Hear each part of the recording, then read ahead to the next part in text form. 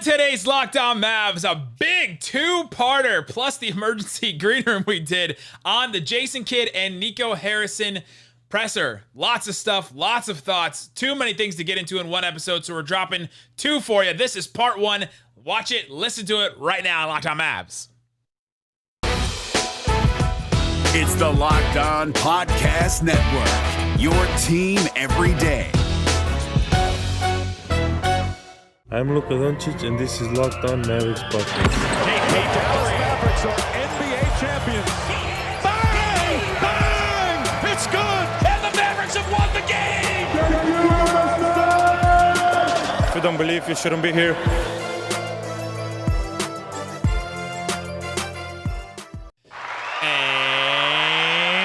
Welcome. You are locked on to the Dallas Mavericks. My name is Nick Angstadt, media member and coordinator to Locked On Podcast Network. And joining me, as always, my co-host, contributor at Mavs.com, the presser phenom, the One More Thing King. What you got for me, Isaac Harris?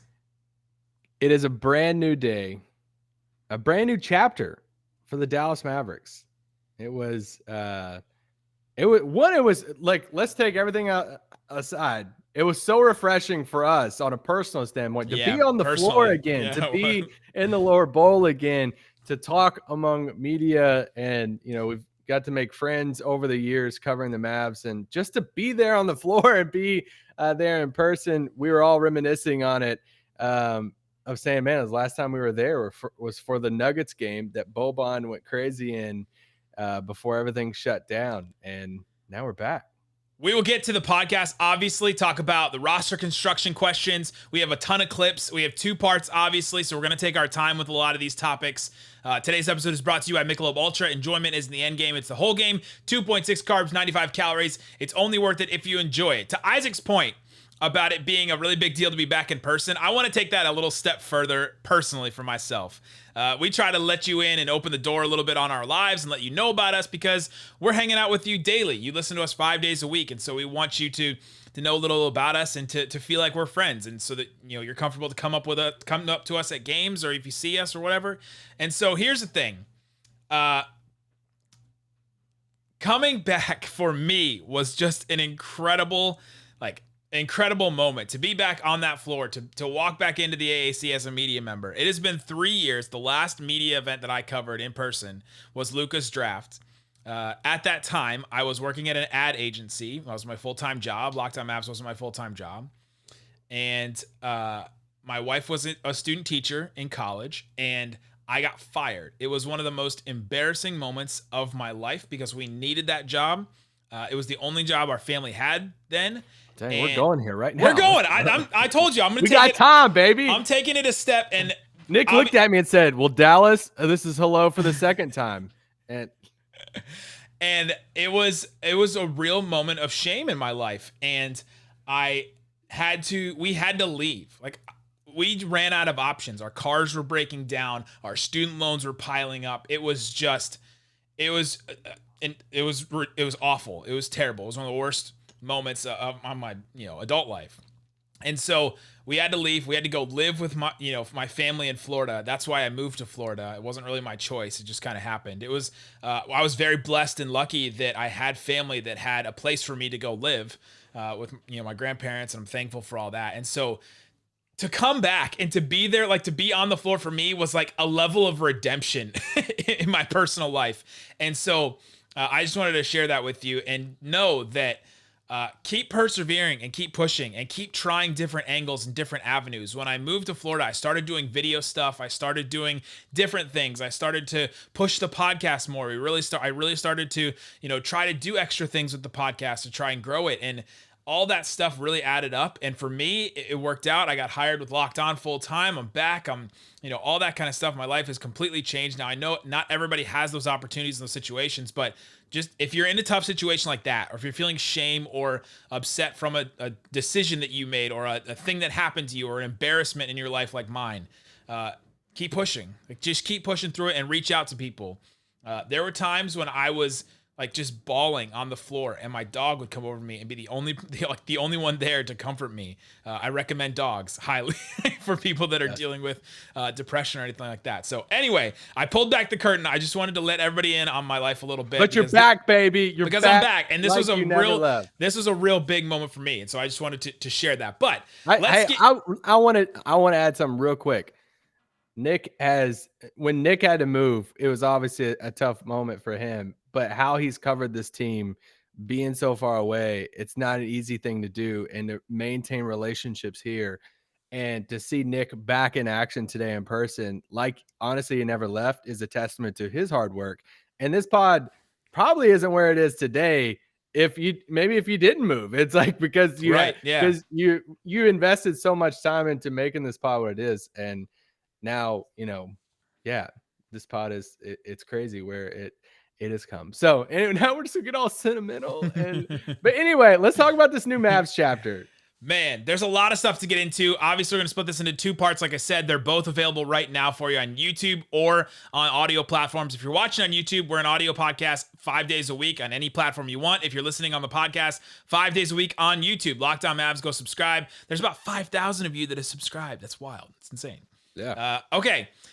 Roster construction, that's a big bucket that we're going to talk about. Jason Kidd as a coach, his growth as a coach, that was a big thing. Jason Kidd's personal history, his past, all that stuff, that's another big thing. And then we'll just share random thoughts and stuff. Those are the big topics that we're going to get into and just sprinkle stuff in along the way. But let's talk about, walking in. We talked about how it was for us. It's the first in-person media event since that Denver game when Boban went off, like you said. That's absolutely insane how long it's been. But we walked in, and I think there's a couple things that matter because a lot of people just saw it on TV. So you see the media in a row, you see Kidd's family and Nico's family in the front row, you see the podium, and that's kind of all you see. Some people saw that. I think some people didn't see the families walk in, both Nico and Jason Kidd's family. The first 2 rows were blocked off from media, and they were reserved, and we're like, okay, I wonder who that's going to be. And it's kind of like the first row of that was some assistant coaches, which was a little bit telling that we looked at each other and like, all right, maybe this is a little hint of who's still going to be around. Peter Patton was still there, DA, Sham God, a couple of DK, and a couple other people, Holsopple. And then the families came out, and Nico's family, Jason Kidd's family, Jason, kids. And it was kind of just set the stage for Nico and Jason to come out after that. So those first 2 rows are telling that those family members are going to be there. It was a season ticket holder event. They had all the papers all over the seats that season ticket holders could come in and pick, and so they were there. It was a circus, right? There's a lot of stuff going on there, and then they walk in, and so I think that is important for some of the personal history, Jason Kidd stuff we'll talk about later. But it's important to know the context of everything. But like Isaac said, we know a lot of the coaching staff for Jason Kidd now. That's not something we knew necessarily going into the day, but Sean Sweeney was there. We had a conversation with Sean Sweeney. He's been reported as an assistant coach. We can confirm that he's going to be an assistant coach because he was there. We met him, and then Greg St. Jean was standing next to him. We didn't know who he was at the time, but we went back and looked it up. He's reported to be on the staff, so he was there in attendance. You mentioned Daryl Armstrong. Sham God was there. Nate Hinton was also in attendance. He was there, vibing it up. He was hanging out. And so, those are the people on staff. And then later, Mark Stein reported that Igor Kokoshkov is going to be an assistant coach. Freaking love that hire. Let's go. Which, if you're going to replace Jamal Mosley with somebody, how about Luka's coach? Right?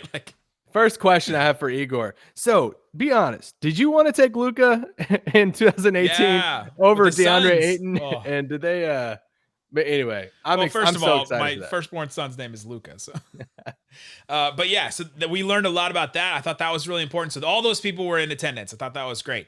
On the podium, if you haven't seen the clips and stuff, you'll see a couple here if you're watching on YouTube. But on the stage, it was Mark Cuban, Nico Harrison, Jason Kidd in the middle, and then Sint Marshall, the CEO of the Dallas Mavericks, on the right.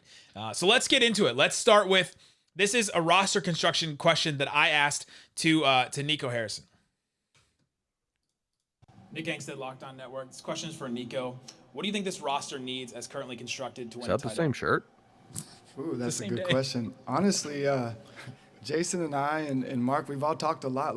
I'm excited to get my hands and watch Jason get his hands on the roster, because I really believe when you change the culture, when you bring in servant leadership and constant communication, I think the whole team is going to rise up like overnight. I really believe that. That was an interesting answer to me. Coming up, we're going to get into why that answer was interesting, the roster construction, what it means, how can this team actually get to be a title contender, and then so many more questions about Haralabos, Kristaps Porzingis. We'll get into that coming up. But before we do, quickly, I want to tell you about betonline.ag. BetOnline is the fastest and easiest way to put some money down on sports. You can go right now, check out some of the odds. You can check out odds for the NBA Finals. Let's check right now. Suns minus 155 favorite. I think that raised since yesterday when we were checking it out. But 155 for the Suns. If you're looking just game to game, the Suns are a 4-point favorite at home for game 5. So if you want to go put some money down, use the promo code LOCKEDON. You'll get a 50% welcome bonus. You put in $100, you get $50 free to play with and to use here. They have props for the Olympics, the NBA draft, NBA futures. So you have next season, Brooklyn Nets are plus 275 favorite to win the 2022 NBA championship. So all that stuff, BetOnline, your online sportsbook expert. All right, Isaac Harris, let's get into that clip that we just heard from Nico Harrison. The question that I asked him, what does this roster need to win a title? And he talked about vibes, Isaac. He talked about vibes and culture. Are immaculate, baby. How much do you think that was a deflection of him just not wanting to say players, or how much of that do you think is actually true? Well, yeah, I think there's a couple different angles to that question that I thought was fascinating, because you go back to how Donnie used to take that answer or take that question. Mm-hmm. Donnie used to give specific, not players, but examples of pieces on the roster that they would need after the end of the season. Like, hey, exit interviews. What's the next step for this Maverick? We need more shooting. We need a vet. We need some toughness. An enforcer. We need some rebounding. Like, it's stuff like that that we've been accustomed to hearing. Nico taking the more vague approach, but I don't know if like Nico's answer was like, oh, okay. I guess this is him saying, we believe bringing in servant leadership and constant communication and these things, is that implying that this stuff wasn't there before, of like, and his belief in, we want to change the culture, and that when you change that culture, big time change can happen. So I think there is some truth to, hey, we want to see like the young guys, Luka. That was kind of a constant theme of, you got to give us a little bit of time to evaluate things. Let us see the players. Let's meet them and talk to them in person. Let's see these young guys play in summer league. So then let us kind of evaluate the roster. So I think it was vague on purpose, but I also think there was some truth to it. The vibes are immaculate. He answered the question basically, what does this roster need? He said me, right? Like he said me and kid. That's what this roster needs. I thought that was interesting. I think I like the confidence in that, but I also am interested to see how they're going to change it, because at the end of Rick Carlisle's tenure, I mean, we were done with it, right? Like it was done. I think players are done with it, and there was something there that's hard to come into work every day to be excited. You wonder why these players didn't necessarily give their all in some of these random games, the Thunder game, the Rockets game. People were all frustrated about. Like, if you don't have a coach that inspires you like to play for, if you're frustrated going to work every day, how many of you have had a bad boss or a supervisor or somebody that you don't like? Are you super motivated to work really hard, right? You even if you have personal incentive to be good at your job, do you still come into work every day excited? Or if you have freaking Ted Lasso, like the complete opposite end of the spectrum, would you come in and just be super stoked every day and try your best and all that? I'm not saying Jason Kidd and Nico Harrison are Ted Lasso, but there's somewhere in between Rick Carlisle and Ted Lasso as far as the EQ warrior end of it. But yeah, I thought that answer was pretty interesting. I do think that they think that the roster needs something, right? Like, they're not trying to say that the roster is perfect as it is and they can win a championship today, right? Well, yeah. I mean, I think when you approach a presser like this, I don't want to say you approach it with a grain of salt, but I mean, we're going to talk a lot about the KP stuff. It's for PR. But like, they're going to say a couple of these things, like, and if they go out and trade KP in 3 weeks, like, are you completely shocked just because they said some of the things they said today in the presser? I'm not, like, because that's what you got to do. Like, that's what you're going to support your guys, your teammates, and all of that. So this is what the route they got to take. And they don't want to burn any bridges the first day, right? Like Mikal Bridges, Miles Bridges, any of those kind of bridges. They don't want to burn those, because what if you are like, yeah, we need a better big man rotation, and like all of a sudden then they don't trade any of those guys, and then they're Maxey and Dwight and KP are trying to figure out which one they were talking about, right? Like there's all those kind of things. It's a song and dance you have to play a little bit. But there's something like those of building relationships. And I know we're going to laugh about Jason Kidd's like car analogy that was a little cringy and uncomfortable, I guess was the best word. Be able to touch the car. But I think there's truth to that, right? Of when Kidd was talking about Luka saying, I've admired him from afar. I've seen like he has been like I've seen poetry in motion. Like I'm sure they know about the roster, but are they in a spot right now, like just getting started and all this, to be able to have like huge opinions and big decisions about the roster? I don't know. I think that there is a learning curve, learning window that we have to like give them time on that. Yeah, true. How long have they had the job, right? I mean, they may not have looked. Nico Harrison, though, did say he has evaluated this draft class. He answered to Rafael Barlow, who is our Locked On NBA draft podcast host and draft junkies. We had 3 Locked On hosts there. I was pretty proud of us. I was like, yeah, let's go. So, and all of us asked the question. He asked the question, have you evaluated this draft class? And Nico Harrison said, I've evaluated the last 19 draft classes because he, since working for Nike, that's what he did. So I thought that was pretty interesting too. So he's doing the work, right? It's not just that he's friends with everybody. He's going to come in and just shake hands and kiss babies and all that. Like he actually has done the work. And he's not coming in from, sizing up a shoe for an 8.5 for a 16-year-old to run an NBA team. It's not. Go listen to our Nick DePaula episode if you haven't yet. Yeah. And all that kind of stuff. I thought that was really pertinent to this conversation. But that's what Nico Harrison said about the roster. Then there's a question asked to Jason Kidd about Kristaps Porzingis, something about Luka and KP's relationship, and then how does KP fit on the roster, kind of how do you make him work going forward, kind of a deal. And it was a negative leaning question, and so then Jason Kidd answered it this way. But the important part about this clip coming up here is not Jason Kidd, but who answered the question to interject when Jason Kidd tried to answer. Big time quote. So that second question, I said it earlier. I think we're excited about KP being healthy. I think he's excited. He's ready to work. And I think you're going to see a different KP. Yeah, and honestly, I don't think I can add much more than what Jason said. I think he said it perfectly. Yeah, I would like to add something on KP. I think he's been unfairly maligned. During the playoffs, he did exactly what he was asked to do. Exactly. He put team first, and he put his own personal statistics, knowing that people were going to give him a hard time because, as he said to me and others, he just wants to win. And to Jay Kidd's point and Nico's point, this is going to be the first season with the Dallas Mavericks where he's coming in healthy.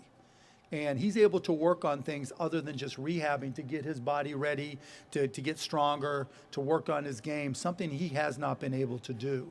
And, I think, I even hear from my own son, and I've got to sit him down and say, you don't understand, right? To Jay Kidd's point, he's, you can't teach 7'4", and you can't teach shooting. You can't teach his ability to create shots. But now he's going to have a chance to have some continuity, and that's something he has not had since he's effectively been a rookie. And so I think, with what Jay Kidd and Nico have planned, the ability for KP to work, I think him and Luka are going to be a lot better together. And as a team, to Nico's point, I think you're going to see a lot of things that are going to make us far better as a team. There you go. Mark Cuban coming in and answering the question. So you got an answer from all 3 of the brain trust there, right? On this question about Kristaps Porzingis. So, man, there's many directions you can take this in, but his defense of Kristaps Porzingis means something, right? It does mean something. We're not sure 100% what it means, but it does mean either he's defending Porzingis because they're going to keep him, and they're like, we need to boost his ego back up, boost his confidence back up, all that kind of stuff. And he needs, the Mavericks' best case scenario is him being back and being 100% and being the KP he was in the bubble last season.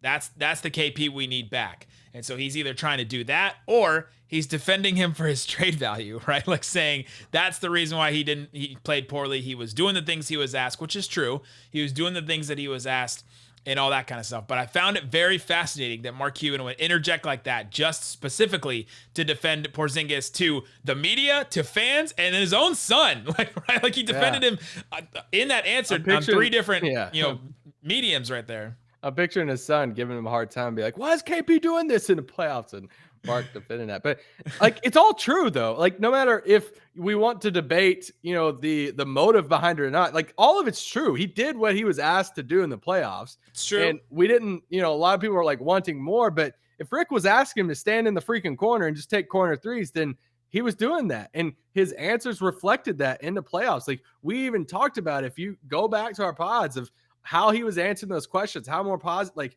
hey, I want the team to win. That's the number one thing. He was saying all the right things compared to maybe some of his answers that were out of frustration earlier in the season. So he's saying everything that's true. All the stuff about him going into this offseason, the first healthy offseason that Kid talked about, and now he can actually work on his game this summer compared to just spending time rehabbing. I've said that point. I agree with that. So like all of that is true. It's just a debate on, however you feel of, okay, well, why would he go all the way to say that? I think that's just up for debate. And this is where I go into of like, even if like, I'm assuming that, they wanted to work and they wanted like, cool, let's do this, him and Luka together. But even if you do have the slightest thing in the back of your mind of like, you know what, we might trade him one day. Like, this is the route you got to go. So like, this is the only route for you to go, is to go out and praise him and let him know that, this has got back to Porzingis today somewhere. The other route you could take, and on Locked On NBA today, Adam Mars made this point with me.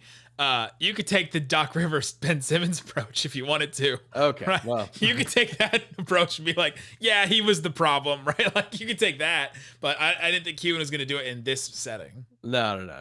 But no, I thought that was a really important moment of the day, like a top 3 moment of the day that Cuban interjected like that and said everything it did and went to bat for KP. This got back to KP today somehow. Somebody texted to him, he was watching, whatever it is, and that made him feel good because he, like he said, he knew all the stuff was going to come at him when he decided to, hey, I'm just going to do what coach says and everything. Now, was coach asking him to do those things because he was struggling in some other areas? Good chance of that, but still. So anyway, I thought that was a great quote from Cuban today at that moment. Absolutely. Coming up, let's hear about Bob Voulgaris. This is another big quote from the presser that people are debating and talking about. And then Mark Cuban also in this answer talks about the hierarchy, the decision tree, basically, for the Dallas Mavericks. So we'll get into that. But before we do, let me tell you about Built Bar. Built Bar is a protein bar that tastes like a candy bar. They're delicious. They're really good. I eat them almost every single day. There's the mint brownie bar. That one is great. You can get it right now. 130 calories, 17 grams of protein, only 4 grams of sugar for a bar that tastes that delicious is insane. And I do not understand how they made them, but they're great. Use the promo code LOCKED15 to get 15% off your order with Built Bar. They also have this thing called Built Boost. I kind of like this. This is like a Crystal Light with a little caffeine, and it tastes pretty good too. You can pour it in your drink. You can check out that. They have all kinds of different products like that on Built Bar. So it's not just the bars. I think they're rebranded to just Built now. They're not just Built. They're not Built Bar. They have so many other things. So go check that out if you're interested. They have Built Bites, Built Broth, Built Boost, all kinds of different things. Use that promo code LOCKED15. You'll get 15% off. Again, LOCKED15 is the promo code, built.com. All right, Isaac Harris, let's get into the question for Mark Cuban about Haralabos Voulgaris and the hierarchy decision tree for the Dallas Mavericks. Sherrington, Dallas Morning News. Mark, is Bob Voulgaris still on the payroll? I don't talk about anybody who's on or off the payroll. Never have, never will. So, because that just starts a slippery slope. So can you talk about the hierarchy then in the front office and how that will be? The hierarchy has been pretty much the way it's always been. Me, Nico, J-Kid, Sint, there's no big change or anything. There you go. And there's Dorothy waving at the end there. If you guys can see her waving that, I thought that was funny. Haralabos, do we know if he's on the payroll anymore? He said, I do not answer whether or not someone is on the payroll. Well, somebody sent this tweet to me today, and they're like, the Vin Diesel one? No, not, or the Pitbull one. So I want to, be able to touch the car. Somebody sent me the tweet today of saying, it was Cuban's response of saying, I don't talk about anyone who is or is not on the payroll. And somebody said, "Isn't that like all of humanity?" And and I was laughing. Who said that to you? Shout them out. I'm not gonna lie. This answer was a little. I don't know if Cuban. I think I just don't understand. I don't understand not talking about somebody that is or is not on payroll when you do talk about Nico. And I think the easier answer in that would just be like, hey, like I'm just not going to address that situation because he talks about people. That's what he said though. Like the situation, not the is or is, like he's not going to talk about it because it's a like who is or is not on the payroll. It's like, but we're talking about Nico and Jason Kidd. Like you'll talk like he talks about people that we know they're on the payroll, but it feels like this is like talking about did you fire this person? Like I'm not going to talk about, I'm not going to go into that, blah blah blah. And even it's almost like I'm not going to talk about that man's money, right? Like it almost felt like that kind of an answer to me, where you're not going to get into that business and all that. I think this answer though does tell us he will not be around the team, right? And I think that was clear from as soon as the article dropped. It felt like he's not going to be sitting courtside and all that kind of stuff. He may still be involved in the organization, which is that a terrible thing? Now that we've seen like the record with like DeLon Wright and Josh Green and all those different decisions that were made, I'm sure a lot of fans, that's why they're frustrated about Haralabos the most. If he's just away, if he's not bothering Luka, right? Like if he's not sitting there courtside, is it bad to still have him around? I'm not. Well, do you have the clip of when he's answering the hierarchy question? Not that one, but the clip in which he says hiring, Nico and, with great responsibility, basically who's going to be in charge, where he's sitting back. Oh, he said, I make the decisions because it's a lot of, he made a joke. Like it's a lot of money. So I make the decisions. It comes down to me. Yeah. But he went into that a lot of, and I thought that quote was really telling in that if, hiring Nico, of saying he's going to let Nico, he was trying to say like, I'm going to let Nico run the show and make decisions, because Nico was introduced as the GM and president of basketball operations. Somebody we did not see today, Michael Finley. But he was introduced both of those, but like a lot of decisions, he had this quote for Nico of like, with great responsibility, comes like, I have to give them the authority too, but also at the same time saying, but I'm the guy who's going to sign off on $200 million decisions, and it's going to come back to Mark. So I think this dialogue circles around who's making the decisions, right? And if Bob is, we just don't know what Bob is. Like Bob could be back next year, and if this is going to stay the approach, then none of us will ever know, unless like somehow, like I don't think any of us expect him to be on the front row again, especially with how Luka feels about him and all that. Like that's we talked to Tim Cato during our green room at the end of it. If you guys want to go back and listen to that as a podcast or as a video, at the very end, we brought in Tim Cato. He was driving home, but he doesn't know. He doesn't know if Bob is still on the payroll. He did the whole story. It was his story that he wrote, and he doesn't know if he's still on. So it's kind of made a joke on there that Bob posted a picture of himself in Greece with his dog right after that question was answered. So if that tells you anything, then maybe. The other thing is, do we know if Haralabos was on the Mavs payroll, or was he on Cuban's payroll? And maybe he doesn't want to say that. I don't want to say who I'm paying or who I'm not paying as a contractor or whatever. They're not officially on the Mavericks books. I think he was with the Mavs. Okay. I'm just saying there's a lot of possibilities with this, but the answer to the Haralabos question is we don't know. We still don't know if he's on or not. I feel like I feel like I get that tweet once a month or once every week or so. Like, well, Haralabos still there? There's one Twitter account that tweets every single day that I follow a Mavs fan saying this is day whatever that Cuban has not addressed the employment of Voulgaris, and this will be another day in the counting of that Twitter. That count's going to keep going for a while, buddy. So. A couple more random thoughts before we move on to part two. Cuban specifically mentioned when talking about Donnie Nelson and Rick Carlisle, the decision to move on from those two. Cuban specifically stated, with Coach, I didn't make that decision. Again, stressing that Rick Carlisle left on his own accord, and he was the one that made that decision. I thought that was interesting that he clarified that and made sure to say that distinctly. For sure, yeah, distinctly. That and the Donnie Nelson move, saying, "Hey, the GM move was my move." I felt like we need. He said, "I felt like we need a new voice."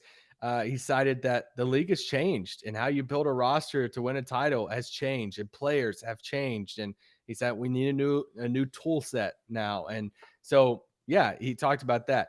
I also want to say, as we near the end of part 1, we're going to talk about, Jason Kidd off the court, domestic violence, all of those answers in part 2. Part 2 will basically be a whole Jason Kidd pod. Exactly. We talked a lot about that in Green Room, because we did that Green Room right after the presser. We had a lot of questions about that. We addressed a lot of that then. So you can go back to that pod. We're also going to talk about part 2. So I just don't want anybody listening right now saying, why didn't y'all talk about that? It's like, actually, we're going to be talking about it in 2 different pods. One that's already dropped, another one that's part 2 of that. So that is coming. But there's so much stuff from this, so much stuff with developing young players. Josh Green got a couple shout outs today about just how they want to develop these young guys and give them a chance to see what they got. Jason Kidd had a great line for Josh Green, say we want to develop him and help him get to that next level.